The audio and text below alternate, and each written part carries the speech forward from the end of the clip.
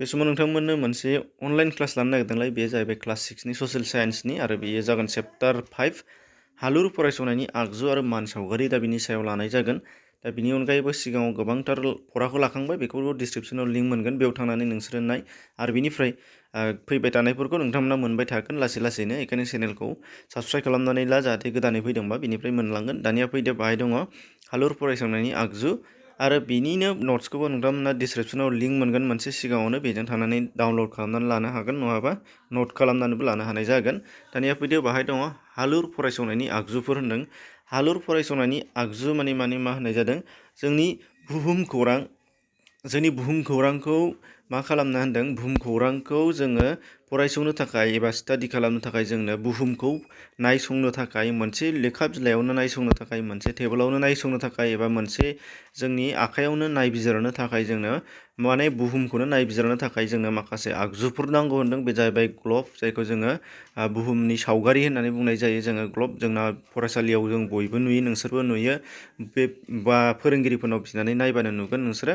बेनिफ्राय आरो नोंथांमोना स्क्रिनाव नायबानो नुगोन बेखौ आं होनाय जादों। बेनिफ्राय कम्पासआ जाहैबाय दिग नायग्रा दा बेखौबो उनावहाय खिन्थागोन मा बुस्थु। बिनिफ्राय नुगोन नक्सा आरो मडेल दा बेफोरखौ नांगौ होनदों गाहायै। बिनिफ्राय नोंसोरो गाहायाव नुजोबगोन बेफोरखौ दा बेफोरनि गेजेरजों मान सावगारि बानायनो हानाय जायो होनदों आरो कम्पासजों दिग नक्साजों मोनसे जायगानि फिसा ओनसोलनि मान सावगारिखौ नुनो मोननाय जायो। दा बेफोरखौनो बाहाय बेखेवनानै दिन्थिलांनाय जादों बे फरायाव। दानिया फैदो जागायलांदिनि फारि फारि। दा मान सावगारि होनदों मान सावगारिया माखौ होननानै बुंदों माने जोंनि बुहुमनि सावगारिखौ जोङो गांसे लेखा बिलाइयावनो सेबखांनानै एबा आखिनानै दिन्थिनो हानायानो बेखौनो मान सावगारि होननानै बुंनाय जादों। दा बेयावहाय बुहुमनि गासैबोखौनो दिन्थिनाय बेयोबो जानो हागौ आरो नङाबा बबेबा मोनसे हादोरखौ दिन्थिनाय बेबो जानो हागौ, बबेबा हादोरमा मोनसेखौ दिन्थिनाय बेबो जानो हागौ, नङाबा बबेबा मोनसे जिल्ला, बबेबा मोनसे गामि, बबेबा मोनसे नोगोर बेखौ गासैखौबो सावगारिनि गेजेरजों दिन्थिनायबो जानो हागौ। बेफोरखौनो मान सावगारि होननानै बुंनाय जायो होनदों। जेराव बै जायगानि बिफां लाइफाङानो जा दैमा दैसायानो जा न' बाङानो जा सोहोर नोगोरानो जा गामि सोहोरानो जा दा बेफोर गासैखौबो गथि गथि मोनफा मोनफा सिन दिन्थि नेरसोन होनानै जोङो बेफोरखौ आखिनानै लानो हानाय जायो। जेरै जोङो फरायोबा फरानि बिजाबफोराव मोनफा मोनफा सावगारिफोर नुबोयो नोंसोरो मेपफोर नुबोदों भारतनि मेप बुहुमनि मेप माबाफोर बेफोरो गासैबो मान सावगारिनि बाहागो गोजा। दानिया मान सावगारिया आरोबाव माखासे रोखोमनि थानो हागौ जेरैजाय भारतनि एबा बुहुमनि जायखिजाया मान सावगारिफोरखौ लानानै माखासे बाहागो रानदों। बेफोरो जाहैबाय जे मिथिंगायारि आबहावाखौ लानानै मान सावगारि जेरै दैमा दैसा हाजो हाला बेनिफ्राय जौवेन बिलो बिलोमा बेफोरखौ लानानै बिफां लाइफां हाग्रामा ओनसोल बोरि ओनसोल बेफोरखौ लानानै मोनसे आलादा मान सावगारि बानायनो हागौ। आरो नङाबा मा खालामनो हागौ राजखान्थियारि बिथिङै मान सावगारि खालामनो हागौ। राजखान्थियारि बिथिङै दरसे हादोर दरसे हादरमा बेनि राजथावनि बेनि हादोरसाफोर बेनि राजथावनिफोर सदर थावनिफोर बेफोरबायदि माखासे राजखान्थियारि बिथिङै थानो हागौ आरो हान्था मेलानि बिथिङाव थानो हागौ। हान्था मेला माबे बबेबा दरसे हादरनि बबेबा दरसे रायजोनि बबेबा दरसे नोगोरनि लामा सामायाव बबेजों थांदों बेखौ लानानै गारि मटरनि लामा रेलनि लामा एबा बिरखंनि लामा एबा गुबुन गुबुनफोरनि लामा बेयो बबेजों थांदों बेफोरखौ लानानै आरो मेप खालामनो हागौ। आरो जायखिजाया माबा मोनसे पार्टिकुलार जायखिजाया माबा मोनसे आयदाथिखौ सायख'नानै मान सावगारि बानायनो हागौ। दा बेबादि गुबुन गुबुन खोलोबनि मान सावगारिखौ नुनो मोननाय जागोन। दा बेयाव नोंसोरनो जेरैहाय बाहाय होनाय जादों बोथोरखौ लानानैबो मान सावगारि हान्था मेलाखौ लानानै मान सावगारि सुबुं अनजिमाखौ लानानै मान सावगारि आबादखौ मान सावगारि दारिमिनखौ लानानै मान सावगारि मिथिंगायारि मान सावगारि राजखान्थियारि मान सावगारि बेबायदि बाहागोआव राननाय जादों होनदों। दा बेफोरखौ आलादा आलादा रोखोमै बानायनाय जायो आरो जारिमिनारि मान सावगारि बेफोरबो थायो। दानिया बे जाहैबाय मान सावगारि। दानिया नायदो मान सावगारि थि खालामनाय एबा जानथाइ। दाना बेखौ मा होननाय जादों नाय मान सावगारि थि खालामनाय एबा जानथाइया नाय दाबनै जायगा जोङो दाबनै जायगा बबेबा मोनसे मान सावगारि आखियोबा जायगाफोरखौ जोङो थि फज'नांगोन। जेरै भारतनि मेप बानायोबा जोङो भारतनि मेप बानायोबा मा नुगोन एबा आसामनि मेप बानायोबा जोङो नुगोन आसामनि मेप बानायोबा जोङो बेबादि आसामनि मेपखौ मोनसे महरनि आसामनि मेप बादि नुगोन नोंसोरो। दानिया बेयावहाय जोंनि क'क्राझारा बबेयाव, जोंनि चिराङा बबेयाव, जोंनि बाक्साया बबेयाव, उदालगुरिया बबेयाव, अबा गुवाहाटिया बबेयाव, बेनिफ्राय मा होनदों धुबुरिया बबेयावहाय बा तिनिसुकिया बबेयावहाय, बेबादि मोनफा मोनफा गावबागाव थि जायगाखौ फज'नांगौआ दा बेजों मोनसेजों मोनसे जानथाया बेसेबां बेखौ गोरोबलाय होनांगौ। नाथाय दा बियो मोनसे जोबोद गोजानथार जानथायजों दाजानाय, जेरै तिनिसुकियानिफ्राय जोंनि क'क्राझारसिम आसामा जोबथालायनाय। दा बे हिसाबै बेयाव बेनिफ्राय बिसिम जानथाया बेसेबां बेफोरखौ थि खालामनानै राननानै जखा हिसाबै जोङो बे गोबांथार किल'मिटार थानाय जानथायखौ जोङो गांसे बिजाब मोनसे फिसा लेखायावनो फोरमायनांगौ जानायलाय जों मा खालामनो हायो होनदों 20 किल'मिटारजों 2 मिटार एबा 1 किल'मिटारजों 1 सेन्टिमिटार बेबादि मोनसे स्केल एबा सेवारि जखा स्केलखौनो सेवारि होनना बुंदों। बे स्केल एबा सेवारिखौ लानानै जोङो मा खालामनो हायो होनदों मेपखौ बानायनो हानाय जायो आरो बेबायदिनो मेप बानायनाय जायो होनदों। मेपनि बबेबा मोनसे जानथायनि स्केलाव थानाय जोंनि स्केलाव थानाय एबा सेवारियाव थानाय 1 सेन्टिमिटारानो मा होनो बुहुमनि मानसावगारिनिबा बाहायनो बियो 1000 किल'मिटारबो जानो हागौ आरो भारतनि एबा बबेबा मोनसे दरसे फिसा हादोर ओनसोलफोरनिबा बियो 1 किल'मिटारनि जानथाय जानो हागौ, 1 मिटारनि जानथाय जानो हागौ। दा बेबायदि जानथाय हमनानै लानानै नारसेबनानै मानसावगारिखौ आखिनाय जायो होनदों। जेरै बाहाय नोंसोरनि बिजाबाव होदों बेखौ बेबादि आरो बे दाबनै जायगानि जिहेथु बेबायदि सेवारिजों जानथाय मोनसे सुनानै जों मोनबाय, बेखौनो मा होनना बुंदों सेवारि मान एबा मा होनो स्केल माने जखा होननानै बुंनाय जायो होनदों। दा बेखौनो बाहाय खिन्थादों नोंसोरनो, बियो जेबो गिदिर बाथ्रा नङा। दानिया नायदो बेयो मोनसे दरसे गामिनि मानसावगारि नोंसोरनो बाहाय खिन्थानानै होदों। जेरैहाय बाहाय थख' नोंसोरनो मोनसे मेपा माबायदि जानो हागौ गामिनि लाइजामख' गला, बेनिफ्राय दखान सहरनिफ्राय नैबे न', आबादथिलि, फरायसालि, दैखर, बागान, ओमफ्राय गेलेग्रा फोथार बेबायदि थख' बबेबा दरसे गामियाव बिदि राननाय आलदा रोखोमनि थाखायो। दा बेफोरखौनो मेपजों दिन्थिबा मानसावगारि दिन्थिबा बिदि जायो होनदों। दानिया नायदो दिग फैबाय। दिगा जाहैबाय गाहायै मोनब्रै रोखोमनि सा, खोला, सानजा, सोनाब बे मोनब्रै रोखोमनि। नाथाय बेखौ लानानै आरोबाव सा, खोला, सानजा, सोनाबखौ लानानै आरोबाव मा खालामबावदों बिनि साइड ओनसोलखौ लानानै खनाखौ जोङो मा खालामबावो सा आरो बेनिफ्राय सानजानि खना बाहागोखौ सा सानजा खना होननानै बुङो। एबा आरोबाव खोलाजों सानजाजों खना थानायखौ खोला सानजा खना, बेनिफ्राय आरोबाव खोलाजों सोनाबजों थानायबा खोला सोनाब खना, साहाजों सोनाबजों थानायबा सा सोनाब खना। दा बेबायदि सा सोनाब खना, खोला सोनाब खना बिदि खनाखौ लानानैबो बुंनाय जायो होनदों। आरो बेखौ थि रोखोमै सुनो थाखाय जोंनो कम्पास नांगौ होनदों। जोङो बेखौनो नुबाय कम्पास मोनसे घरि बादि जाय जेब्लाबो नैबे गोजौ बाहागोनि मोनसे सिना साहा दिगखौ दिन्थिगोन होनदों। जेब्लाबो साहा दिगखौ दिन्थिगोन अब्ला बे सुआ सिदा गोजौ बाहागोनि सुआ जेराव गोजौथिं थागोन बेनो साहा जागोन। जुदि जों बबेबा दाबसे जायगायाव आन्दायोबा जोंनि दिगा बबेथिं दं नायनोबा बे कम्पासखौ लानानै जोङो बेखौ बे सुआ गोजौनि सुआ साहा दिगथिं जाय फोरमायो नालाय गोजौनि सुआ जेथिं थागोन बेनो साहा जागोन।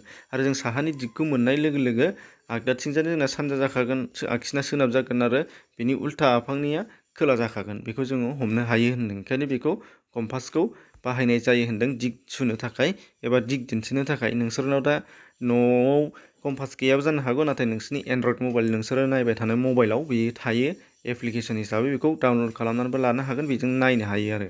दानिया दिन्थियारि सिना माखौ होननाय जादों जोङो मानसावगारि आखिनायनि बेलायाव जों नुनो मोननाय जादोंमोन दरसे हादरनि एबा दरसे बुहुमनि मोनसे रायजोनि बेबायदि गोबां बिथिङाव जोङो राजखान्थि, रांखान्थि आरो हान्था मेला बायदिसिनाफोरनि जोङो मा खालामदों होनदों मेप बानायो एबा मानसावगारि बानायो होनदों। दा बे मानसावगारि बानायनायाव जोंहा गोबांथार मा दङ होनदों सिन दिन्थिनो नांगौ होनदों। न'खौ माबोरै दिन्थिगोन, लामाखौ मा सिनजों दिन्थिगोन, दालांखौ माबायदि, फुख्रिखौ, रेल लामाखौ, गारि मथरखौ एबा राजथावनिखौ, नोगोरखौ, गामिखौ मा सिन होनानै जों दिन्थिहोगोन।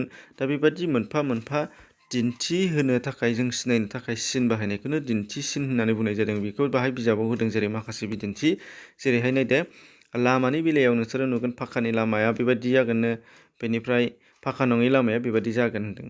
आरो सोरगिदिं सिमा हिसाबै नायबा हादोर गेजेरारिया इन्टारनेसनेल बर्डारा मोनसे हादरजों मोनसे हादरना बे, आरो मोनसे रायजोजों मोनसे रायजोना बे, आरो गामि जिल्लानि लामानिया बेबायदि जागोननो। आरो दैमानिया बेबायदि, दैखरना बिदि, फुख्रिना बिदि, नालाना बेबायदि, आरो दालाङा बेबायदि जागोननो।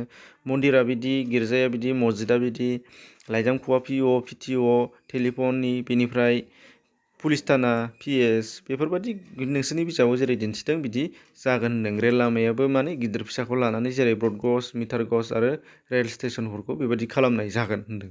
बेबायदि मोनफा मोनफा सिम्बल एबा दिन्थि नेरसोन बाहायनायखौनो दिन्थिसिन होननानै बुंनाय जादों नोंसिनि बेबायदि सावगारि एबा मान सावगारि आखिनायाव दिन्थियारिसिन। दानिया नमुना सावगारि आखिनाया माखौ होनदों नायदो। नमुना सावगारि आखिनाया जाहैबाय मा होनदों बबेबा मोनसे सेवारिनि हेफाजाब लायालासिनो नायबिजिरना एबा गोसोनि सानदांथिजों गोसोनि सायाव सोनारनानै जायखिजाया बबेबा मोनसे सावगारिखौ आखिनायखौनो नमुना सावगारि होननानै बुंनाय जादों। नमुना मान सावगारि माने मा गुबै मेप एबा गुबै मान सावगारि जानांगौबा दहायनो आं खिन्थादोंमोन नोंसोरनो दाबसे जायगा आरो गुबुन दाबसे जायगानि जेसेबांनाखि जानथाय बे जानथायखौ जोङो मोनसे स्केल एबा मोनसे सेवारियाव जोङो थि अनजिमानि जानथाय फोरमायनाय जायोमोन। जेरैहाय बेनिफ्राय बेसिमाव जोंना 10 किल'मिटार दङबा 1 किल'मिटारखौ जोङो 1 सेन्टिमिटार हमनानै लायोबा अब्ला 10 सेन्टिमिटार जानथायनि सायाव बेयो बे दाबसे जायगाया मेपआव जायगा मोनगौमोन। दानि बेबायदिया जोंना गुबै माबि मान सावगारि जायो होनदों। दानिया नायदो बाहाय नमुना मान सावगारिया मा जायो होनदों बेबायदि मोनसे जानथायनि सायाव जेबो रोखोमनि थि जानथायखौ फोरमायालाबा मा खालामनो आन्दाजैनो नैबे उमुक नैबे उमुक नैबे उमुक होननानै जोङो जायखिजाया गोसोजों साननानै मेप एबा मान सावगारि आखियोबा बेखौनो नमुना सावगारि होननानै बुंनाय जायो होनदों। नमुनाल' लादों आरो बेखौ थि नङा बियो गुबै नङा बेखौ आन्दाज खालामनानैल' ओरैनो साननानै लानाय जादों होनदों। थिग बेबायदिनो बाहाय जोंनि बबेबा दरसे गामिनि महरा माबायदि जानो हागौ होननानै बायदि सावगारि 4आव नमुनायै आन्दाजै खालामदों होनदों। बेयाव बे न'जों बे न' बेसेबां गोजान जानथाय बे न'जों नैबे मस्जिदजों बेसेबां गोजान जानथाय मन्दिरजों बेसेबां गोजान जानथाय दा बेनि सायाव जेबो थि जखा गैया होनदों। ओंखायनो बियो गुबै मान सावगारि नङा एबा नमुना मान सावगारिसो बेखौ होनदों आरो। दानिया फैदो बाहाय दङ नक्सा। नक्सानि बेलायाव नोंसोरो माखौ होननाय जादों नायदो।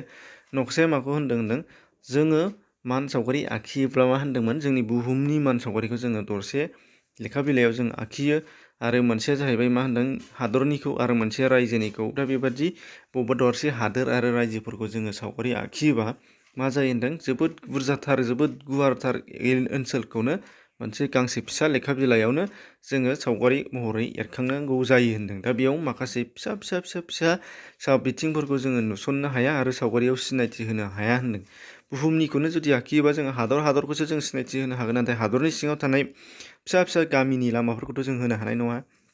दा बेबादि आरो हादरनि जुदि होयोब्लाबो जोङो हादरनि होबाबो जोङो रायजोफोरखौ होनो हागोन रायजोनि राजथावनिफोरखौ होनो हागोन। बेनिफ्राय नाथाय रायजोनि सिङाव थानाय जिल्लानि सिङाव थानाय फिसा गामिफोरखौ जों होनो हानाय नङा। दा बेखायनो मा जाबाय होनदों माखासे फिसा जायगाफोरखौ गिदिर महरै दिन्थिनांगौनि थाखाय जाय सावगारिखौ आखिनाय जायो होनदों बेखौनो नक्सा होननानै बुंनाय जायो होनदों एबा जाय सावगारिखौ दिन्थिनाय जायो बेखौनो नक्सा होननाय जायो होनदों।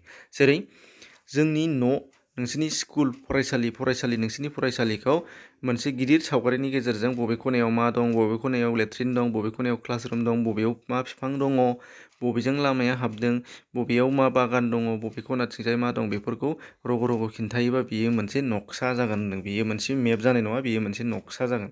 दा बेखौनो होनदों जोंनि न'नि गावबागाव नोंसोरनि न'नि सावगारि आखिबाय साहा मा दं खोलाहा मा दं बे न'नि उसुङाव मा दङ नोंसोरनि सोरगिदिं सिमायाव बबे नोंसोरनि न'नि उमुखथिं सोर दङ नोंसोरनि न'नि लामायाव बबेथिंनिफ्राय हाबनाय बारियाव बबेथिंजाय दुगैग्राया बबेथिंजाय थाग्राया बबेथिंजाय दा बेबादि मोनसे फिसा न'नि जुदि मेप गिदिर आखिनानै जोंनो रग' खिन्थानो हायोबा बेखौनो नक्सा बुंनाय जायो होनदों। दा बुजिबाय जानांगौ नक्साया माखौ होनदों मोनसे फिसा जायगाखौ गुवार ओनसोलै गिदिरै खिन्थाबा बेनो नक्सा आरो गिदिर गुवार ओनसोलफोरखौ मोनसे फिसा सावगारियाव दिन्थिनो हायोबा बेखौ मान सावगारि बुंनाय जायो होनदों।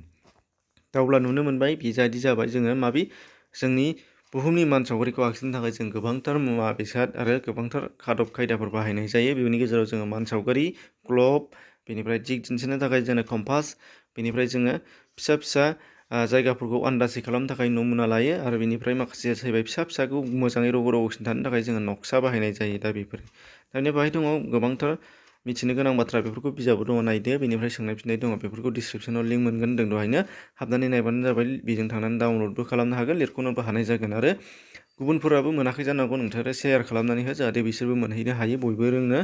एसेनोसै गोजोन्थों।